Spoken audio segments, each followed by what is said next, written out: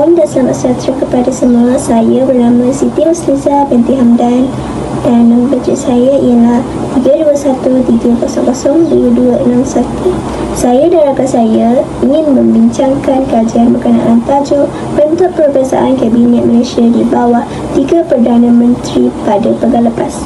Antara 3 Perdana Menteri tersebut ialah, yang pertama ialah Tun Dr. Mahathir bin Mohamad, yang kedua Tan Sri Muhyiddin Yassin dan yang ketiga Datuk Sri Ismail Sabri bin Yaakob.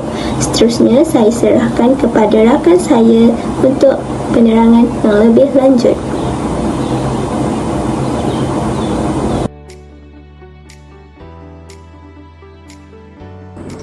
Pengenalan Perkara 43 Jemaah Menteri. 1. Yang di-Pertuan Agong hendaklah melatih suatu jemaah menteri untuk menasihatnya dalam perjalanan fungsinya. Kedua, jemaah menteri hendaklah dilatih seperti yang berikut, iaitu Yang Pertuan Agong hendaklah terlebih dahulu melatih sebagai Perdana Menteri untuk mempengerusikan jemaah menteri seorang ahli Dewan Rakyat yang pada khidmatnya mungkin mendapat kepercayaan majoriti ahli Dewan Rakyat itu. Ohayo minasan. Nama saya Muhammad Aziz bin Muhammad Junaidi. Nombor kad meja saya ialah 3213002861.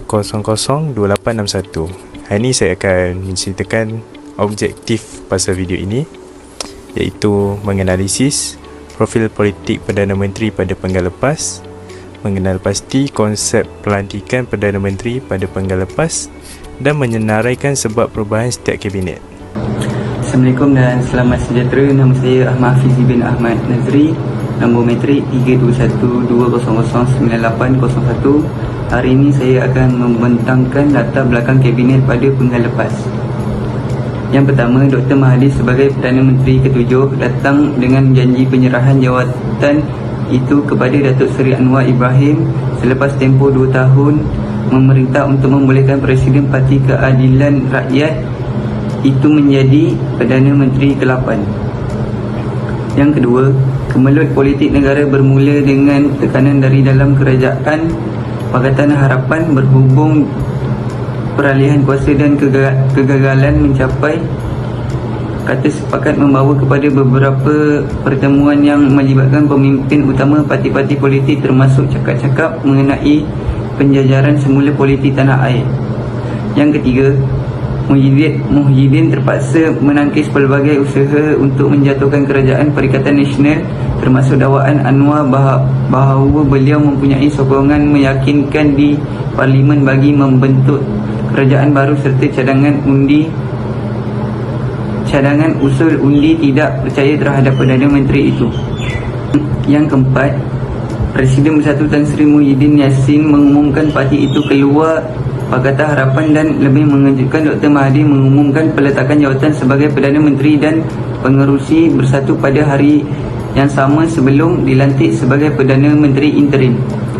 Yang terakhir ialah beliau memutuskan untuk meletak jawatan pada 16 Ogos 2021 selepas memerintah selama 17 bulan sebelum naik Presiden UMNO Datuk Seri Ismail Sabri Yaakob yang ketika itu timbalan Perdana Menteri dilantik sebagai Perdana Menteri ke-9 menggantikan Muhyiddin. Itu saja daripada saya. Terima kasih.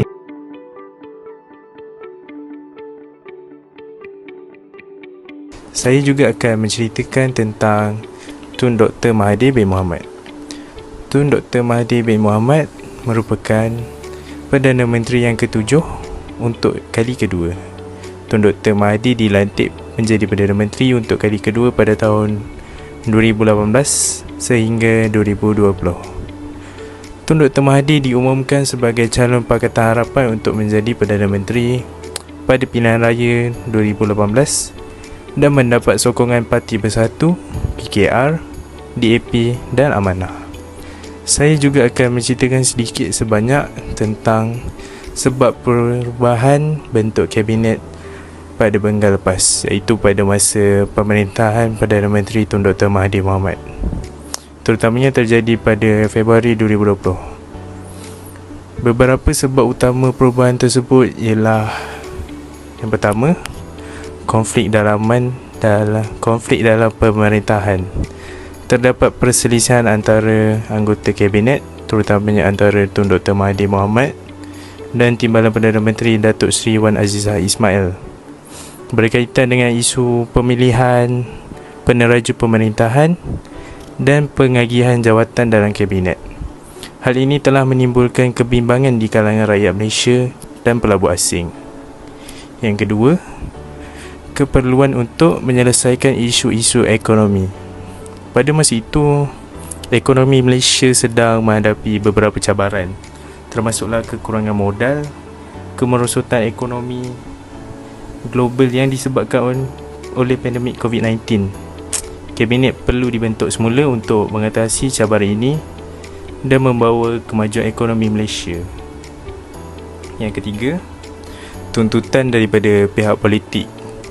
Terdapat tuntutan daripada beberapa parti politik termasuk parti-parti dalam kerajaan, Pakatan Harapan untuk mengekalkan kabinet dan membentuk pemerintahan yang lebih stabil dan berkesan.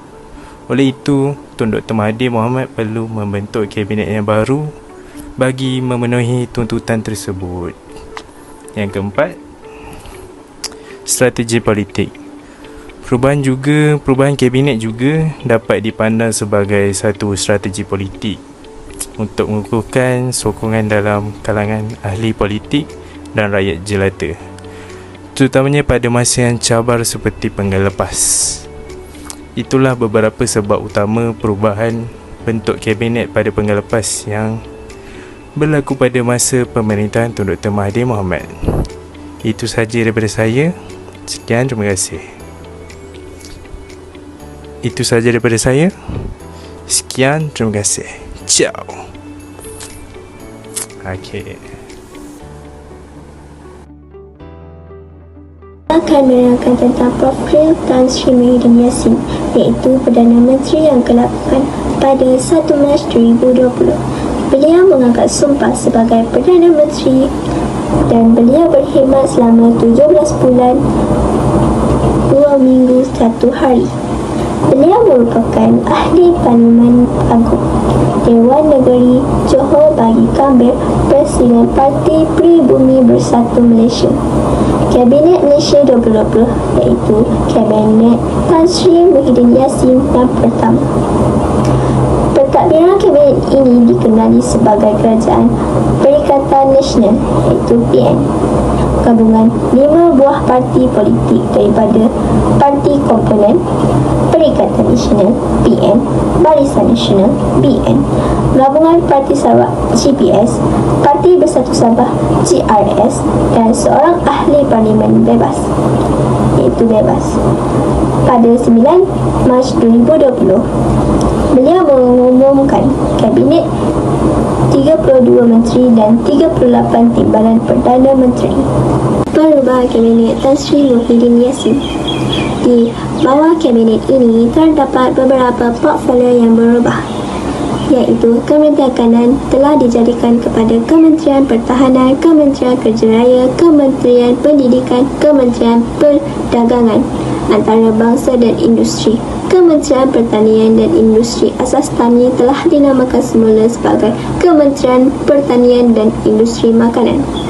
Kementerian Hal Ehwal Ekonomi telah dikembalikan semula kepada Jabatan Perdana Menteri. Satu kementerian tunggal iaitu Kementerian Pendidikan telah dibahagi kepada 2 kementerian berasingan. Kementerian Pengajian Tinggi, Kementerian Tenaga, Sains, Teknologi, Alam Sekitar dan Perubahan Iklim dan Kementerian Air, Tanah dan Sumber Asli telah disusun kepada 3 kementerian yang berbeza, iaitu Kementerian Tenaga dan Sumber Asli, Kementerian Sains, Teknologi dan Kementerian Alam Sekitar dan Air. Kementerian Perpaduan Negara telah ditubuhkan sebagai hasil pepecahan profil perpaduan negara daripada Jabatan Perdana Menteri. Kementerian Industri Utama telah menggunakan semula nama-lamanya Kementerian Perusahaan, Perdagangan dan Komoditi. Terima kasih kepada rakan saya sebentar tadi. Nama saya Muhammad Syaiful Alami bin Muhammad Frisa. Double Menteri saya 321-300-2331 ingin menerangkan berkaitan Perdana Menteri yang ke-9 iaitu Datuk Ismail Sabri bin Yaakob. Profil Datuk Seri Ismail Sabri bin Yaakob berkhidmat selama 15 bulan dari Ogos 2021 hingga November 2022. Kabinet Malaysia 2021 atau Kabinet Ismail Sabri. Kabinet ini juga dikenali sebagai Kabinet Keluarga Malaysia. Dibentuk pada 30 Ogos 2021. Pada 21 Ogos 2021 mengangkat sumpah sebagai Perdana Menteri Malaysia ke-9. Gabungan 4 pihak politik utama iaitu Barisan Nasional BN yang mempunyai 4 parti komponen. Gabungan Pasti Sarawak yang mempunyai 4 parti komponen dan Parti Bersatu Sabah disokong juga oleh ahli parlimen bebas.